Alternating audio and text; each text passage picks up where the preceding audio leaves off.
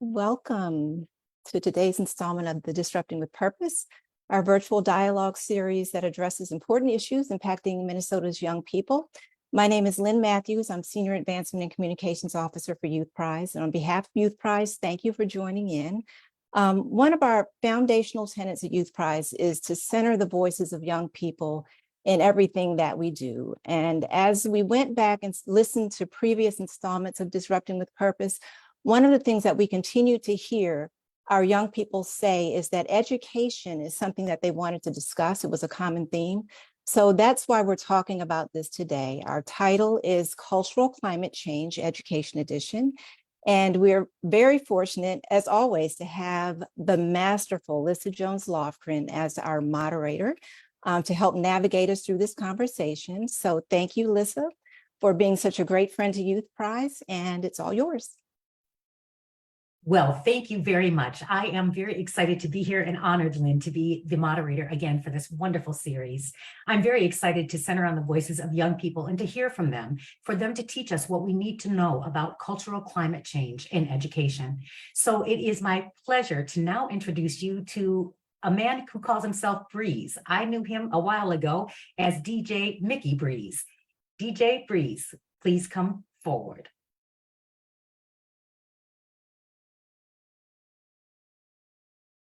How are we doing, everybody? My name is Mickey Breeze, DJ, artist, and producer, and educator of the past 13 years. What we're about to show you right now is a bit of a routine slash contribution of a bit of an art piece, DJ routine that I did.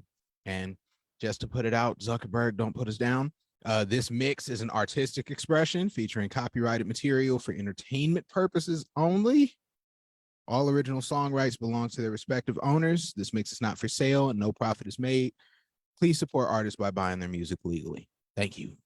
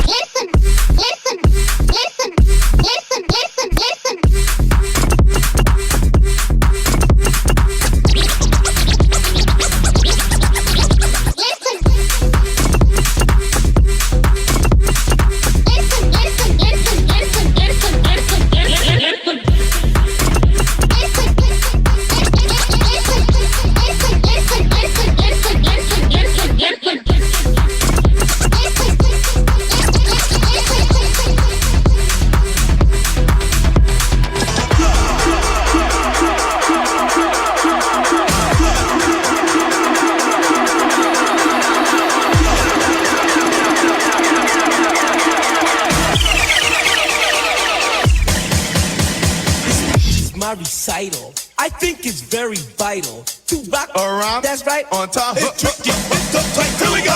It's tricky to rock around. To rock around. That's right. On time. It's tricky. It's tricky. Tricky. Tricky. Tricky.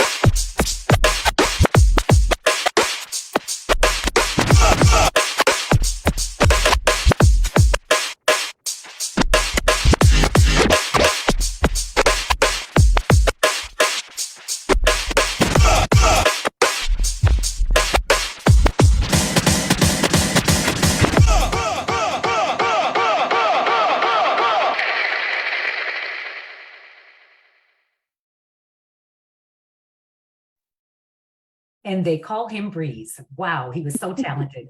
It's now my privilege to introduce Dr. Rose Chu, project lead at Elevate Teaching. Welcome, Dr. Rose.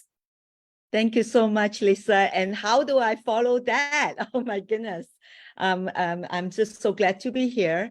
In listening to our youth speak after me, hopefully, that I was asked to frame what we are doing. And one of the ways that I think about it is that we all really want the system to change. We all want the system to work for us, especially for our young people. And education is a very complex system. And so thinking about that, one of the things that I do a lot is to really remind myself this definition of system change. System change is about advancing equity by shifting the conditions that hold a problem in place. I'll say that again. System change is about advancing equity by shifting the conditions that hold a problem in place. So oftentimes we think about those conditions as like the policy needs to change, the practices need to change, the resources, we need more money, we need more people.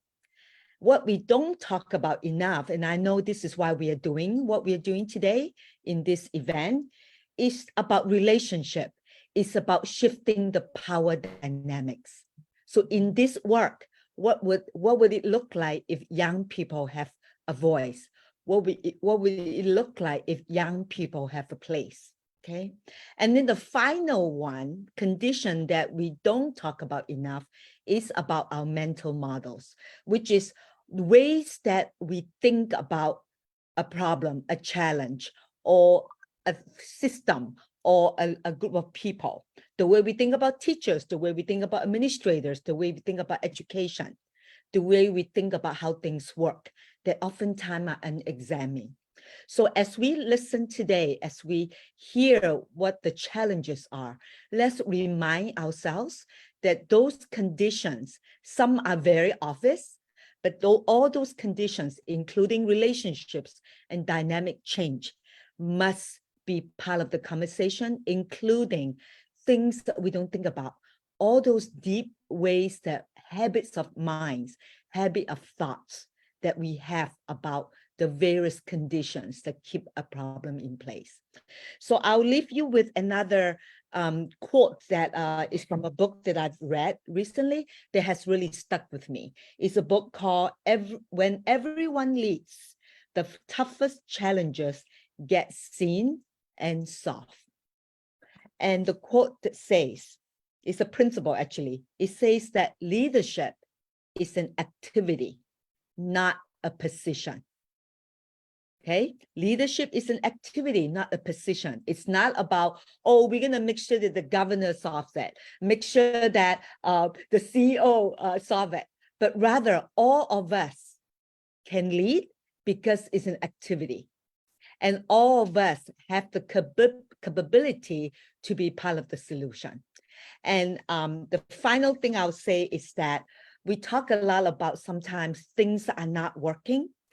And I want us to actually disrupt sometime how we talk about when things are not working, because this is the way our mind works. What we pay attention to grows. So what is it that we want to grow about the solutions to the challenge that we have versus the problem itself? Not because we don't believe that the problem exists, but what is it that we want to pay attention to? Let's lift up when solutions are happening. Let's lift up when we have things that are actually working, no matter how small. And I will stop there. Thank you for this opportunity to frame the problem. And we can all be part of the solution. Dr. Rose, that was wonderful. Thank you. I love not only your clarity, but your call to action, that if we want things to change, we have to change. So I'm very excited. And on that note, thank you, Dr. Chu. I would like very much to welcome our youth panelists to the stage, or to the proverbial stage, as it were, to center on a conversation about how school culture connects to and engages with families and the community. Please join me here. Thank you, DJ Breeze, Julian Spencer, and Lincoln Bacall. Glad to see you. Hi, Lincoln. Hey, how are you doing? Good to see you. Doing fine. And how about you? I'm all right. I'm happy to be here. I'm excited. Excellent. I'm excited you three are here too. And if it's okay, we came to hear from you, so I'm just going to jump right in. Whoever feels powerful or passionate about this question, feel free to jump in first, and then we can kind of converse around it from there. Within the context of education, how do you define a support system? What people, organizations, or systems were needed to be a part of your educational journey? And if you could, please include those that you accessed and perhaps those that you needed but may not have been accessible to you. So what kind of supports would you have liked in your education, or would you like now? Is it okay if I go first? Thank you. Yes, Breeze. A great support system comes from those who have a lot of different experiences relevant to yours. Not necessarily saying that somebody has to come from the exact same walk of life as you to understand how you can have a better educational plan that applies to your life, but having people that have some sort of frame of reference as to what you may be going through or as to how you learn or your preferences on education is something very, very useful. For example, I am a very artistic person and always have been. Since I was about 5 years old, I've always been involved in music in some shape, way, or form, some sort of artistic activity, and wasn't very social or wasn't very focused on any sort of activities with educational value. So traditional school was very hard for me because the thing that was prioritized was more academic knowledge rather than, artistic expression. I ended up finding a school, an institution by the name of High School for Recording Arts. And the teachers weren't just teachers. They didn't come for the sole purpose of education or any sort of core classes. They've come from all different walks of life, working with troubled youth, having been troubled youth themselves, knowing about resources and stuff that they've used in their past that they could pass on to other students that may have had the same learning disadvantages that they had. And being that a lot of the educators in that particular environment were artists themselves, they found better ways to adapt some sort of curriculum to my preferences or toward my comfort zone instead of just deeming me irredeemable via typical traditional school standards. So I feel that having a system of people who come from or have some sort of understanding of what your walk of life might be is a lot more forgiving than what most students go through when, school administrations are simply based off of, look, if you aren't on grades, then you might not be worth the time. I've had. I'm so glad that we got you to High School for Recording Arts because we need you in the world. Thank you, Breeze. Lincoln, do you have things there you go. I thought I might. Yeah, so my answer is actually a story. So I also had the privilege of going to an alternative high school. I went to Venture Academy. And on probably the first week of my freshman year of high school, the principal of the high school sat down with me for about an hour and got to know me and asked, what are you interested in? Who are you? What can I do for you? Like, what does it take for you to be successful? I didn't have the answers to most of those questions at the time, but that was the first time in my life, probably in my entire education, that someone who was in that position of authority had sat down and gotten to know me for who I am and not just as a student to like pass through the school. So that was really powerful for me. And that started, the beginning of my high school experience being an experience of being in community with my teachers, with my peers. And I was also at the time active in the youth group at my synagogue, which I know when we think about education, we just think about schools. But I think a really big part of being in community and being taken care of and cared for as a young person is being in different types of communities and having like a holistic approach to like nurturing who you are. So like the people, like my rabbi, the people in my synagogue were all really important parts of educating me as a human being, and not just for like, you know, whatever the subject matters are that you need to get through high school. So that's just what I would emphasize is, for the things that school lacks, I think it's important that young people get that kind of care and nurturing in some area of their life, even if it's not in the school. That was wonderful. Thank you. We have to remember community is larger than just school. Education doesn't just happen there. Thank you so much. Julian? And then, yeah, just to add on to what folks were saying, which I actually have had similar experiences through my education journey. But I just want to start off with just giving context of how of how my education journey had began. And at a young age, I just really did struggle with finding the right relationships. It's one thing for me. I had some problems in my home life, and so I really did try to lean on my community. And I had made a mistake in middle school, and actually it led to me getting expelled and charged with fourth degree assault and for something that I did with no intent of malice. And one thing that I really realized from that incident was how the lack of people really wanted to understand why I did what I did, or understand the background of the issues. That's one thing that I think education lacks in, is just teachers being able to look at us as, you know, whole human beings, and understanding that serving us is not only just serving us inside those classroom buildings, but also serving us as whole human beings, and having those spaces for intervention when it comes to young people, a space to fail forward. That was a community I relied on, and then just honestly felt like the community had turned against me. And that really, you know, led me on a path of just not trusting education in general, and just really finding my sense of community in the streets, with friends that had similar, you know, experiences with the education system as me.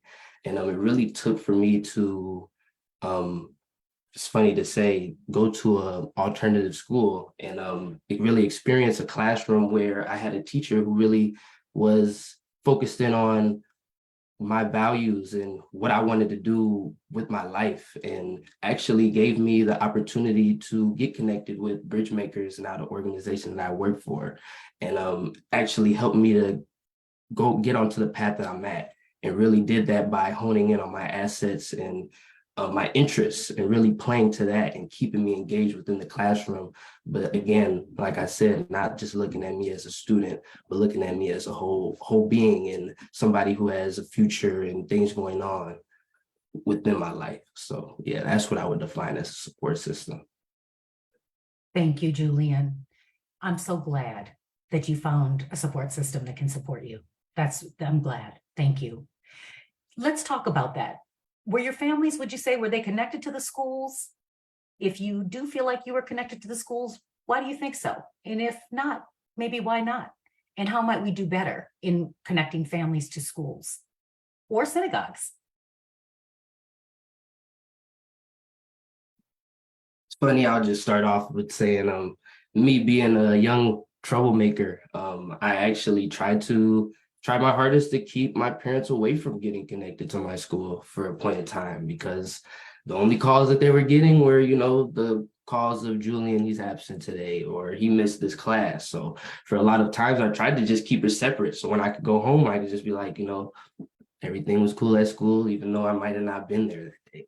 But for me, when I think about that question, I really think of why were the only times that the school was calling my parents was to let them know about my absence, or about the things that I did bad in school, but not about, you know, possibly just getting to know the parents, you know, understanding that they have a child in their classroom that they see potentially more than the parent does, you know, during the week. So why why do we discount that type of experience and that relationship when it comes to a student to a teacher? Because it should be an all-around thing. There should be opportunities at the school where, you know, family can come out and be proud of things that young people have accomplished, or just really just trying to hone in on getting that sense of belonging within the school building by keeping everyone engaged. I feel like my parents were never really engaged in positive things when it came to the school building. And I just think that if it was different, I don't know how my journey could have changed.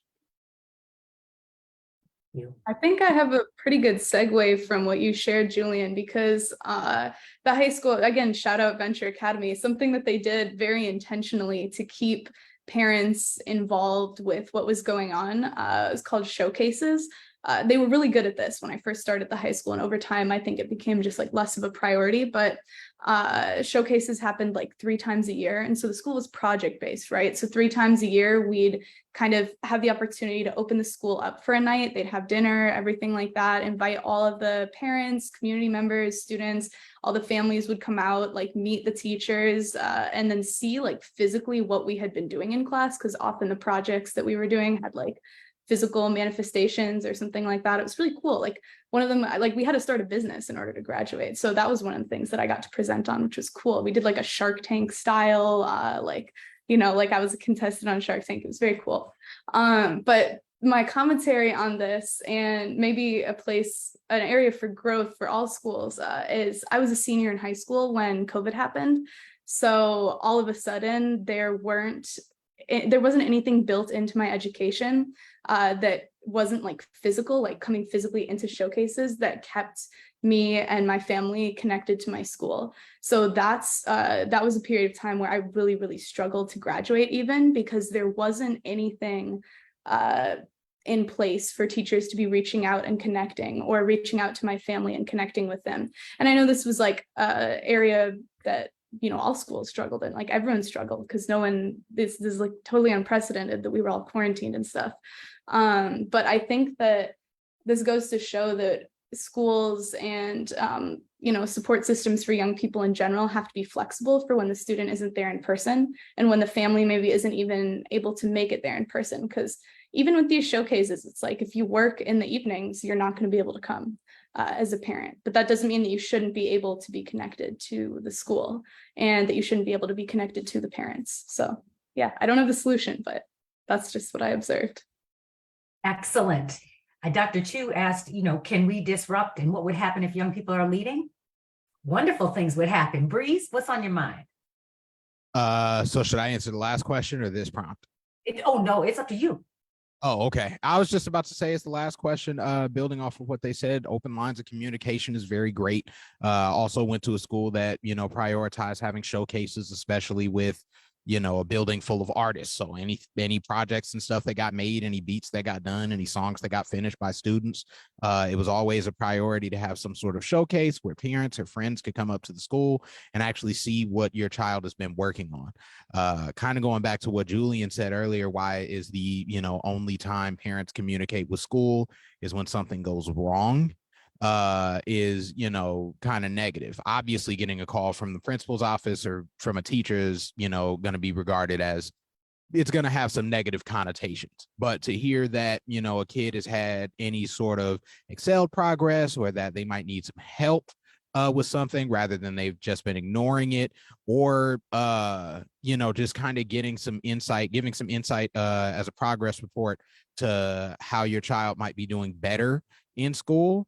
Having those sort of connections with parents, guardians, or pretty much anybody that, you know, helps you get your education would be a lot better versus only call me when there's a problem.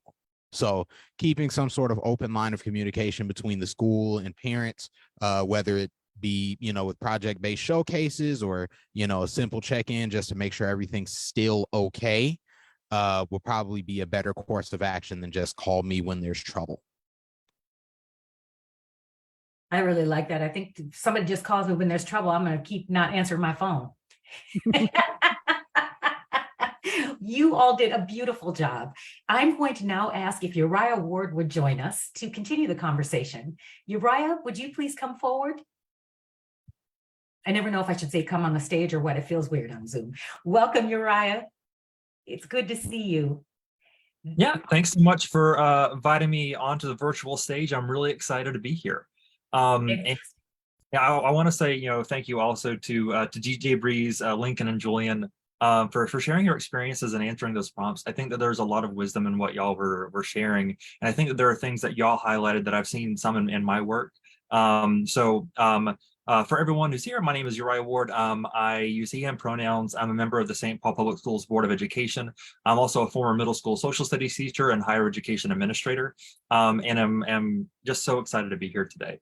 I heard some, I guess what I would call themes from what y'all were saying, and correct me if this is not an accurate summary, but talking about the importance of viewing students as, being viewing students holistically, right? Like whenever there is some sort of behavior or something going on that is disruptive, like there's a reason behind that, right? Like it doesn't come out of nowhere. And so it's important to have adults that are willing to take those extra steps to get to know those students and figure out what's going on. And I think that DJ Breeze, you put it really well whenever you were talking about how like it's important to have all different kinds of folks who are educators in a building, because every student needs someone who understands their circumstances, understands their experiences, right? And no one single person can understand everything about every single student. And so since that's the case, we need to make sure that we have lots of different, people from lots of different backgrounds employed in our schools, empowered to make a difference in students' lives, so that students have an opportunity, the best opportunity possible, to find that adult that they can connect with and that can help them through whatever they're struggling with in school. I know that for me, one of my adults who was like a caring adult for me in the school wasn't even a school employee. I was part of the chess team, which was a lot of fun for me. And that adult would not have been there if the school hadn't seen the interest from the students and that adult, and allowed them to be there after school, once a week, and provided a space for them, right? And so that's something that didn't cost the school any money. He was volunteering, but they saw an opportunity to give students a place to be and to grow together and to have an activity together. And that meant a lot to me. That was something I looked forward to every week whenever things were hard, and that was someone I could always talk to.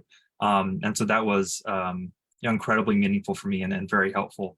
Also talking a lot about how it's important to engage with parents whenever outside of calls around discipline, right? Like every time communication goes out to families, it shouldn't be about something negative. There should be opportunities to let people know, or let parents know, that something great is happening with their student. We should showcase their work. We should invite people into the school community in whatever ways possible. And Lincoln, you pointed out that a lot of people work after school hours and can't come in during those times. And so we do have to make sure that we're trying to provide as many opportunities as possible for people to come in and volunteer in the school, or participate in different committees. And that can be difficult for different schools because they have different infrastructures, right? Like there are some schools that have PTOs or PTAs that are sort of these built-in organizations where parents come and can have an impact. And sometimes schools don't have that, or they're not very active.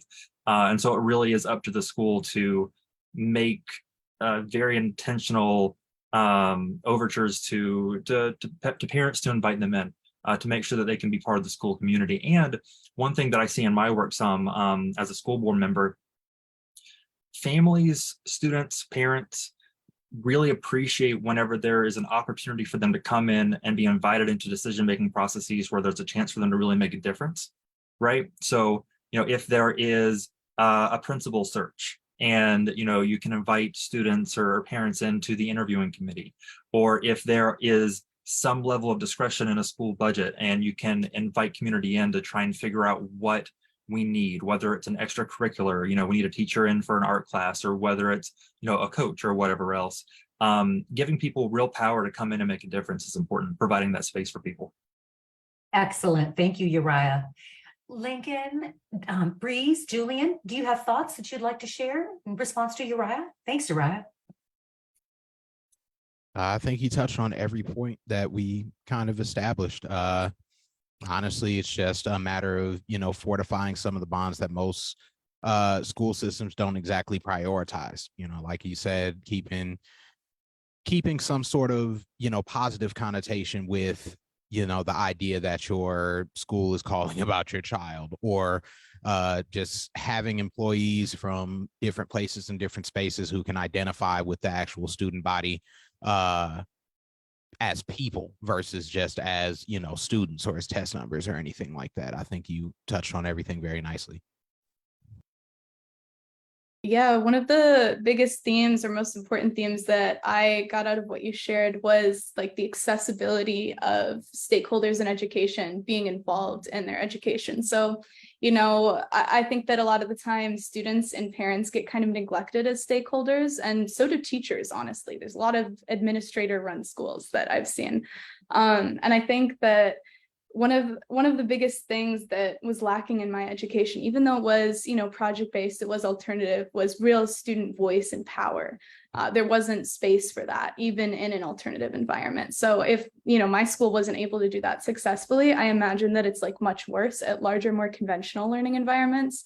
And I think that the singular thing that would be most transformational in education is giving young people real power and a real platform to have an influence in their learning environment. And I've seen this in practice a lot, where a school will try to do that and they're like, okay, well, what would you change? And the students, the first thing they think of is like, oh, I'd like lunch to be longer, or like, I'd like more breaks. And the teachers think that's frivolous. They're like, no, I want, systemic change. I want like real feedback. But they're not considering that when you've been denied power and a voice your whole life, that's probably the first thing you're going to think of, and that's okay.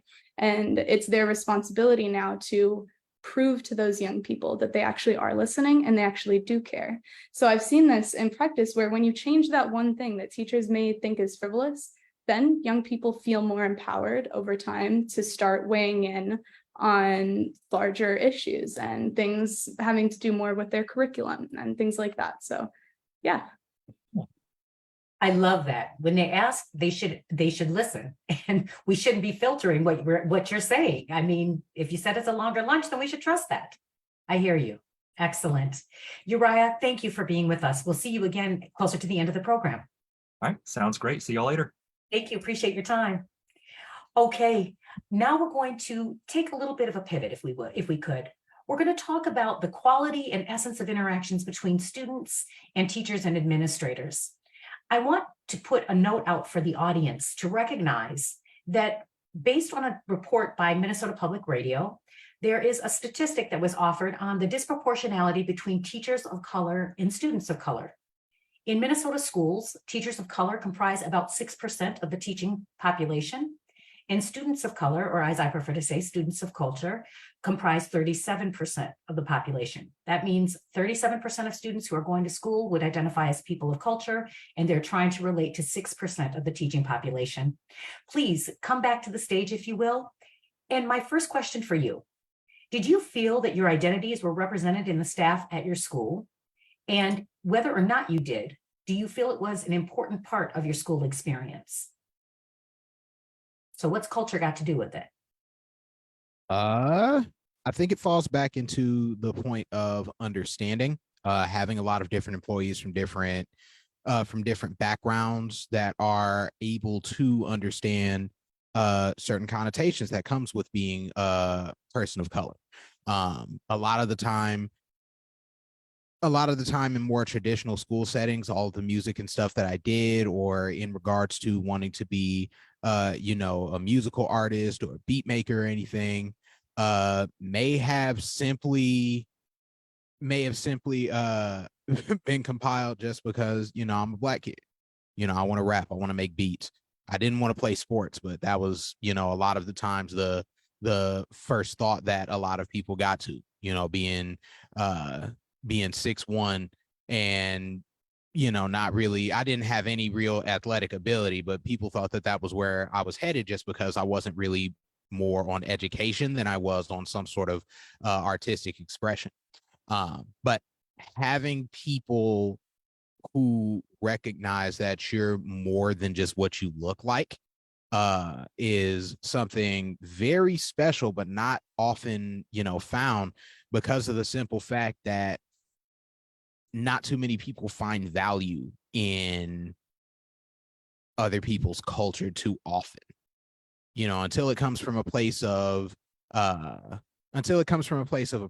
appropriation or profitability. I had to tell a lot of people that I actually had started doing business before they took what I do seriously. But to have other people actually recognize it as an actual skill, recognize, what I'm, gifted culturally, as something that I can actually do with my life, would be a lot more comfortable. 9 times out of 10, simply because you're a youth, or simply because you come from where you come from, certain aspirations or certain ideas might be disregarded just because of who you are or what you look like. But it takes a bit more of an open mind to be a little bit more accepting of what people could actually turn into something worthwhile. I don't feel necessarily that I've identified with a great deal of teachers before my high school years. But the good thing that I will say is that I don't feel like I needed it to be saturated with a bunch of people who understood me. I was just kind of glad if I could go into any sort of environment and find that one person who sincerely believes in whatever it is I would want to do, no matter what I look like or where I came from. Thank you, Breeze. Langston Hughes asked a question, what happens to a dream deferred? And I think we should put that up on every school right away. So when we walk in, like, don't defer any dreams. Julian, Lincoln, what's on your mind? So yeah, so for me, this is actually a very good question, because I get to thinking about it, and I realized that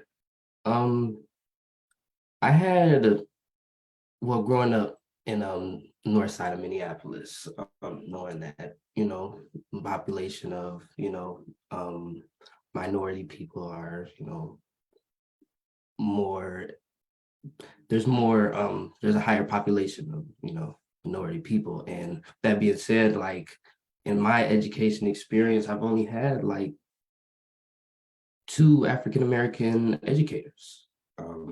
But on the behavioral side of things, I've actually have experienced quite a lot of, people who get me, people who understand me and have been through similar lived experience as me. And for me, I've always looked at that as kind of a red flag, just realizing that it gets to the point where sometimes kids are more comfortable being with their deans than they are in their classrooms. And I think that is something that has impacted me as a young person. With context of my lived experience, I had a daughter at a young age of 16, and then right after that, the COVID pandemic hit. So with that being said, my habits of my bad habits of not going to school and making up my credits, that it really was hard when I tried to, make up my credits and that sort of thing. So I kind of did need teachers and educators who got me. And I feel like that kind of wasn't the case. It was, I feel like when there's educators in place that don't have the lived experience as you, and they hear your circumstances, they might understand and have some amount of sympathy, but I don't think that they quite understand the gravity of things and that how it can affect a young person. So with that being said, and also realizing how there is barriers to teachers of color to stay within the workforce. And I think with all that being said, it's just, yeah, that very much did impact me in my education experience of not being able to have as much educators with lived experience to really engage me in my classrooms. Thank you.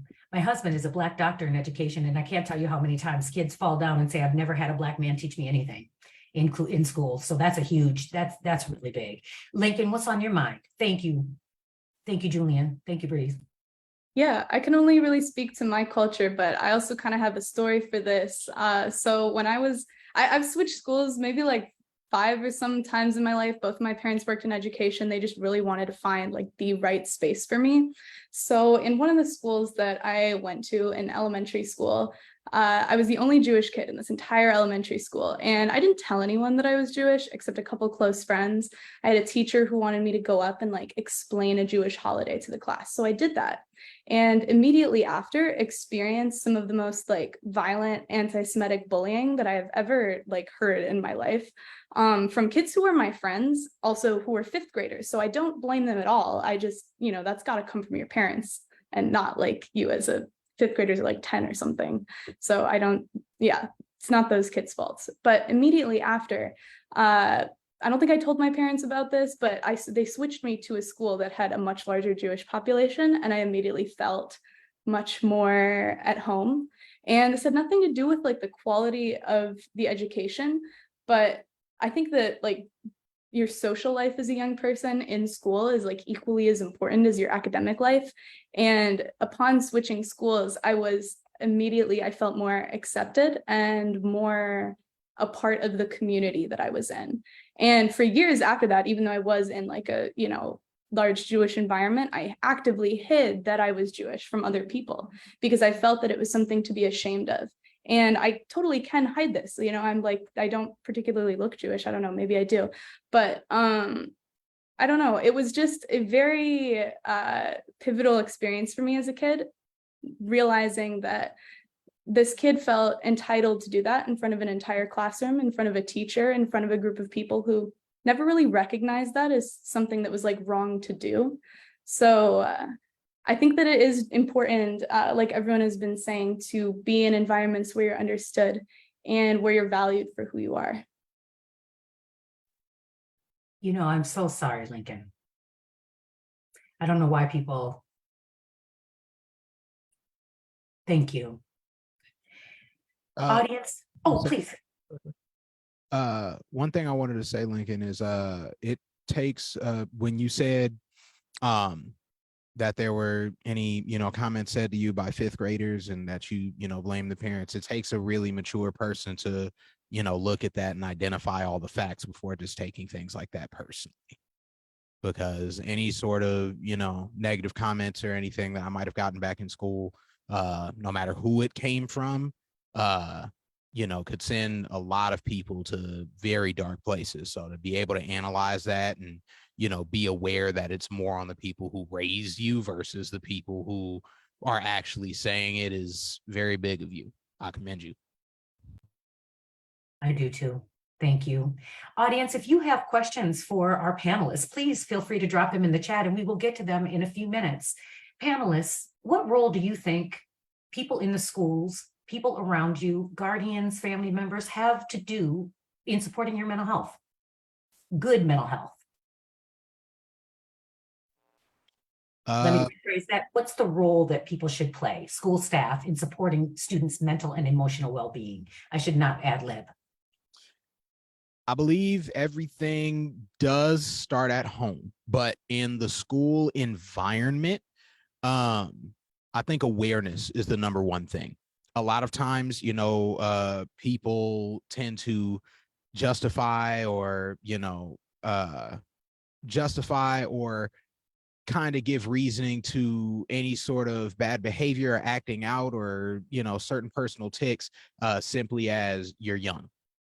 Anything that may have to do with, you know, how you act in class or how your school work's not coming together or, you know, simply how you interact with people. A lot of people just equate to being, you know, young and awkward. And to some degree, that's not necessarily wrong, but I don't think a lot of people take time to identify certain factors before they just kind of write you off.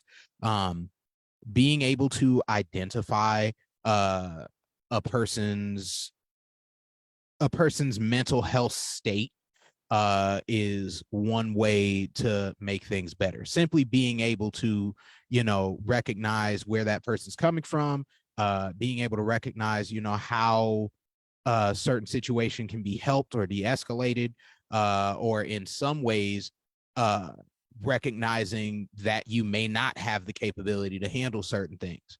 You know, there were a lot of kids in my school that had clinical depression, or that didn't have places to go home to, or didn't have the best friends or environment to be in after they left those four walls. But because they either A, acted out, or B, didn't act at all within school walls, people just associated with being moody or being tired or being this or being that. But the teachers who actually took the time to get to know students, get to know their background, get to know what it was that was actually afflicting them, even if they couldn't handle it personally, we had a network of a bunch of different qualified people who could actually help.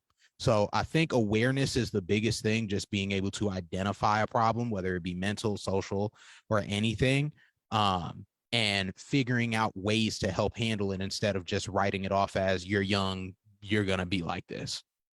I love that. Thank you. Lincoln, Julian. Yeah, I think that this is another shout out to Venture Academy. This just keeps coming up because I think we had like 350 kids in the whole high school. There were 5 social workers there every single week and 2 therapists. And some of them were part-time. It wasn't like they were always there. But I think just having those resources in the building, especially in a state where I'm pretty sure the student counselor ratio right now in Minnesota is 700 students to 1 counselor, which is absolutely ridiculous. And I think it just demonstrates like a lack of investment into mental health and like care for young people. But having those people in the school building, I think is so important because like Breeze was saying, I think that a lot of young people do get labeled a certain way, even though the underlying thing is trauma. And so seeing things through a trauma lens maybe should be a part of learning to become an educator or a school administrator, because a lot of students, I know, like as a white woman, people do see things that I went through a lens of mental health. Like people were very understanding and accepting of that. But I think that men and also like my classmates who were coming from more diverse backgrounds were labeled as like just bad kids, or there was just something inherently wrong with them, rather than seeing that through the lens of trauma or like what is going on and like how can I help. And I saw that like play out in my high school, where like I was asked if I wanted to like see our school therapist, and like I was invited into those spaces where my classmates who probably also could have used those resources weren't. And I think that just the school having those resources in place is great, but they also need to be mindful of the way that those resources are like made accessible and offered to students. Thank you, Lincoln. Julian, do you want to bring us home in this one? Yeah, and I think for me, when I think of this question, it kind of goes similar to my answer of the first question of how can we define what a support system looks like for young people. And I think those really do go hand in hand, because when I look at how staff can really support our young people and educators, it's just really looking at their roles as sort of a mentor and a coach, instead of just being somebody who's spilling this education to them or having to discipline them. I think that that's something that sometimes that dynamic kind of gets in the way of really getting that real insight and that real advice that you might need from a staff member at your school. So for me, that's really what I really think about, is kind of just for them to be in the role and understand, try to look at it with a bit more empathy, instead of like, I got to do my job, but more of I done been in this young person's shoes before, and what would I need in that circumstance? Because I do think that it is different for every young person. When it comes to what they really need to succeed. And I think that that's just something that's just off the top of my mind. It really is just looking at it more as, how can I mentor this young person? How can I be more of a coach than somebody who's just, clocking in from a day-to-day basis? I host a podcast, thank you. And one of the things that I hear all the time from Black authors is the invisibility, visibility thing. You see me when I'm a problem, and you don't see me, when I need help. And so I think I'm hearing young does not mean subhuman. Young does not mean I'm not complex in my humanity. And empathy is good for everybody, including young people, and needs to be generated by older people like me. Nadia Nibs, would you please real come quick? to us? Yes. Oh, I just wanted to add, and young does not necessarily mean inexperienced. Very good. I've had and met and worked with a lot of people my age that have gone through so many what you would call real life experience moments that maybe someone twice their senior hasn't gone through quite yet. And to, try and get any sort of insight from somebody who doesn't share that experience or doesn't at least acknowledge that an experience like that exists is way more hurtful than helpful. I've met many young, experienced people versus, full-blown adults that sometimes don't know what they're doing. Very good clarification. Thank you, Breeze. Nadia Nibs, would you please join these three brilliant people who are our panelists? And would you please share with us what are some of your thoughts in response to what the panelists had to say? And then we'll talk a little bit amongst the group.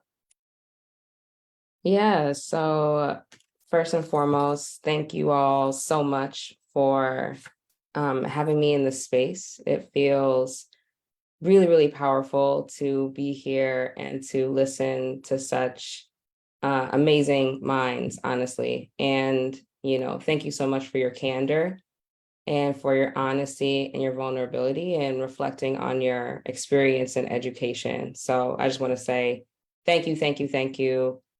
We don't have opportunities enough, honestly, to hear the reflections of people's educational experiences. So just want to really start with that. Of course, I came into this with some talking points, but I threw all that out the window as I started to take notes on anything nearby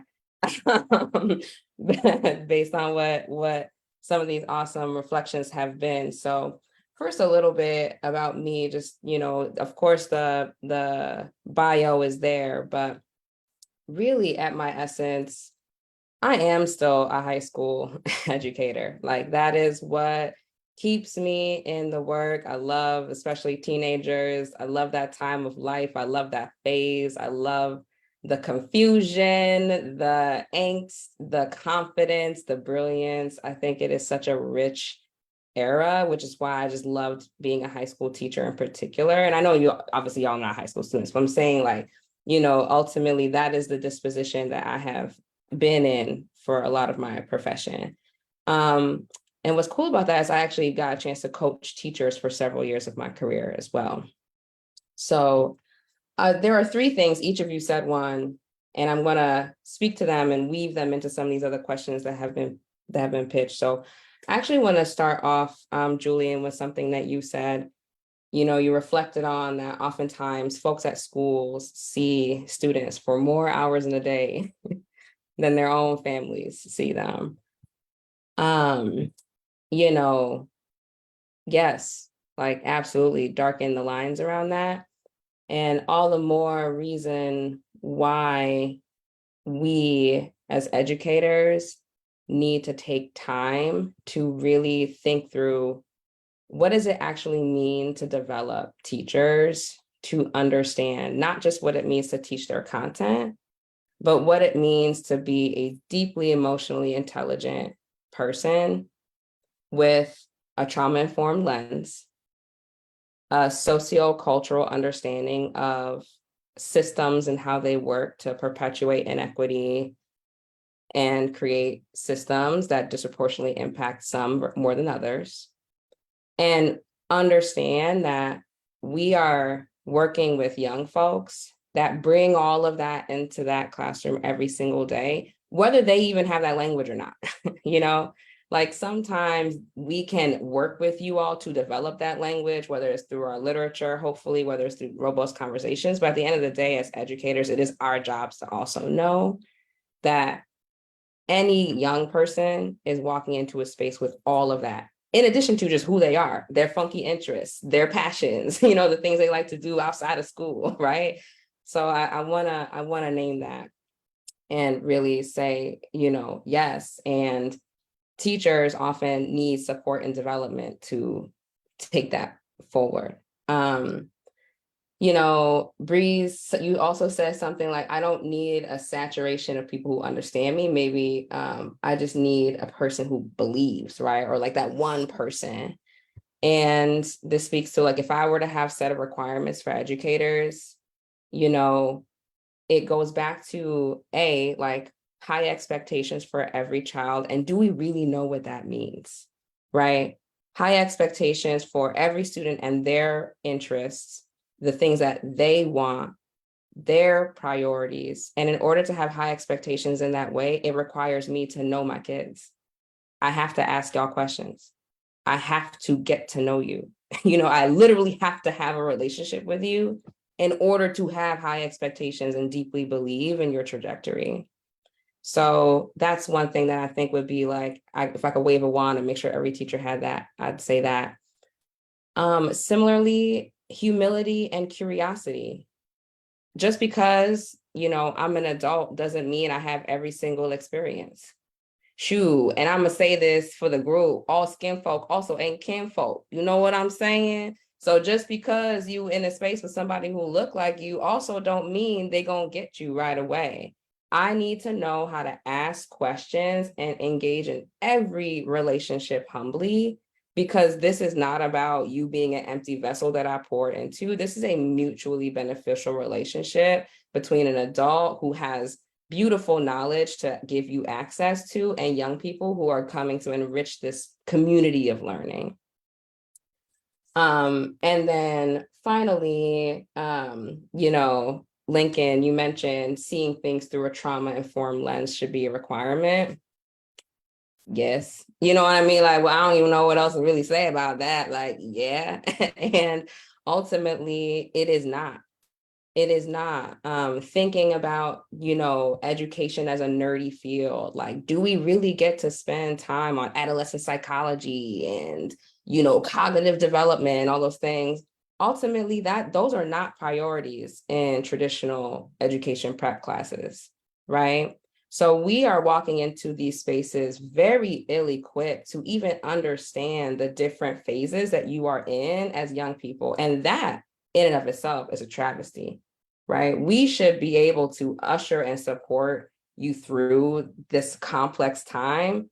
And we don't even often have those things, right? So I just want to, I mean, like, I'm at talk time, so I'm going to wrap up here, but I want to say, like, you know, yes, ultimately, your reflections are crucial because they will ultimately shape what we think about teacher preparation and development down the road. And these conversations need to just happen way more and way more visibly, because every student, regardless of your interest, trajectory, pathway, whatever, should feel like you have access to educators who can actually connect with you in the way that you deserve, because that's literally what school is designed to do. So. Excellent, Nadia. I see why you are best at your craft. You're a very good coach. I'm learning a lot and I thank you. Uriah, Dr. Chu, could you please join us again? Maybe because we have, thank you. Maybe because we have a number of speakers and a little bit of time and we want to end with our young panelists. Would either of you like to leave a thought with us that you want, sort of something you want us to be left with by each of you before we switch back to the youth panelists? What do you want our audience to know? Sure. So in this last conversation, it made me remember something that I experienced that I'd like to share if possible. I taught middle school social studies for a few years, and I remember whenever I first came on, and part of the onboarding process involved like how to discipline students, right? Like if there was a misbehavior, this is what you do to respond to it. And I was given pretty clear instructions. It was like, if any of these rules are broken, you tell the student not to do it.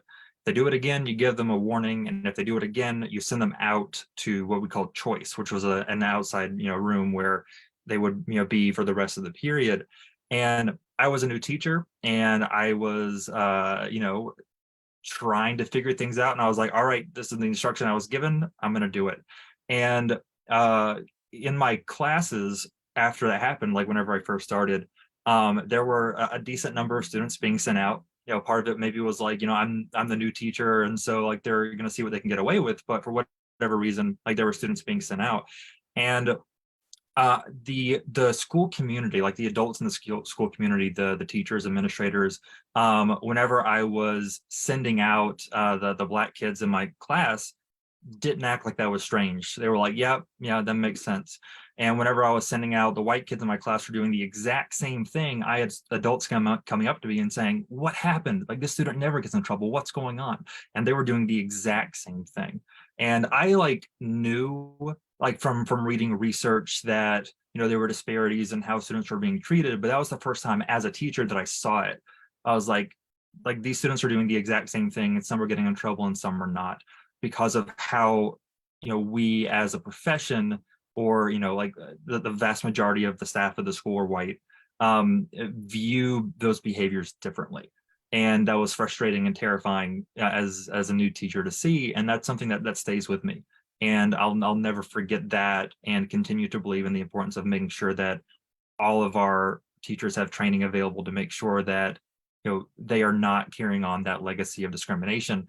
Because like the teachers that were surprised, like they really wanted to do well, and they expressed respect for their students, right? But it's about impact.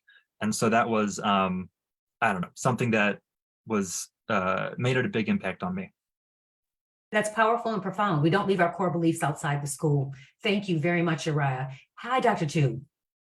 Yeah, I think what Uriah talked about is what I mean too, right? Like you could have all the rules about how every teacher should do this, but if your mental model or the way you think about a certain group, let's say Black America or Asian Americans or whatever group that you fill in the blank, is a certain way unexamined, right? You could have the best training. You're going to come at it through a very inaccurate, incomplete, discriminatory views of and biased view of people. And so I think it behooves us as a profession. And I used to be a professor at Metro State, where I actually taught future teachers. And we have these deep discussions about what are those biases that we are bringing to the classroom, right? That is going to impact the decisions that we make from moment to moment. Who are we calling? Are we calling the boys more than the girls? Are we calling certain folks because they look a certain way? All those biases have to be examined. And one of the plus that I'm going to bring up is kind of like, for me, I want to always be hopeful that there are things that are happening that are moving in a direction that is advancing system change. Is that the system of preparing teachers is very complicated. They rightly so, because we are talking about minors, right? Minor in the sense that they are underage. Many of them are underage. And so there's a lot of laws and compliance related to what it means to train teachers. And oftentimes the standards for teaching teachers are very behind of the times. And I always tell my students when I was teaching, standards are meant to be the floor. They are not meant to be like the kind of the ceiling of the what we want, what we envision, okay? And so you all have to know, it's only in recent years, in the last year, that we will have a new set of standards for what teachers are required to have that are anti-racist. The whole idea of making sure our teachers understand, somebody just said that, right? Like, I think it was Nadia, you talk about that they need to understand what is happening structurally that is causing some of the inequity that are happening. That is that school, right, is only part of a larger system and larger part of the society that is having some of these things happen. So there is a little ray of hope that as the teacher preparation change, those standards are going to impact how our teachers are being trained and be supported to do what they need to do. Thank you, Nadia. Uriah, Dr. Rose, thank you so much for being our guest today. We are delighted. It felt like a masterclass. I am taking notes. Thank you very much for being here. We're very, very grateful. And to our youth panelists, I leave it to you, the young people who will lead us, I hope are leading now and hoping to be leading in the future. What would you like to leave the audience with? Age does not always equal experience. Take advice from where you can find it. Thank you, Breeze. I think a lot about what is the purpose of the education system in our society right now, because today we put a lot on teachers. So we're saying like these teachers need to be preparing students academically. They need to be teaching young people social emotional skills. They need to be caring for young people's mental health. And that honestly is a lot of responsibility to place on a career where honestly you get paid like shit and you get terrible benefits. So there's that, but that doesn't mean that those things are not things we owe to young people to deliver them. Both of these things are true, and there isn't a great solution right now. In my work at Bridgemakers, a lot of what we try to do is transform the education system and policies around education through the lens of young people. So I'm 20 and I've been out of high school for 3 years, and that's already making me not an expert on what is going on in high school right now. So if I can recognize that as a 20-year-old, also as a youth leader, like sure, I am a young person, but if I can step back and recognize that I am not the most important voice in the room right now on education, but it's actual high school students who need to be informing like the policies that we're changing and informing the transformation that we're bringing to the education system. I think it's fair to have that same expectation of policymakers, of school administrators, school boards, people who are actually governing bodies on what goes on in the classroom, because young people should be part of the governing body on what goes on in the classroom. So I've said a lot of things. Basically, education has a huge role in our society right now. And if we can transform this one system, the system that every young person in the country has to go through for 12 years, then I think that there's the potential for like worldwide transformation at every single level of society. It's just this one system has to give first. Thank you. And Julian, bring us home, please. Very similar to what Lincoln has said, all those great things, but also just that we need to get to a 21st century model of education. And I believe that it's not just sitting in a classroom from 9 to 5 and, you know, getting in all of achievement being based off of just test scores and grades. I feel like we're really past that. We're to the point where we're trying to create a new generation of critical thinkers. And instead of being scared of it, things like AI, we need to embrace them and find out ways to incorporate that into what we're doing and how we can create, like I said, the next future of critical thinkers and people who are going to take us to where we need to go. And I think that young people are going to play a pivotal part in creating that and seeing what it looks like. That is part of the work that I do on an everyday basis. So I just invite just everybody to just be able to understand that there's a lot of ways that we need to innovate our education system, and our young people need it, and especially our young people who are dealing with the most adversities through their lives. I think that's something that, you know, a lot of these innovative opportunities, there's a lot of great schools and districts that are doing this innovative work, and I feel like I would have benefited off of it as a young person. So I just want to provide more opportunities for young people to have those type of learning experiences. All I can say, and I don't mean it as a pun, but is teach, teach, teach. This was one of the most valuable sessions I have ever been able to sit in about education. I want to say thank you. I want to say thank you to our panelists, but I want to say most thank you to Lincoln, to Breeze, to Julian, because you risked it all. You came to tell the truth, and you're the ones who really know it. I am so happy to know what I know now so I can try to help other people know and do my little part to try to make things better.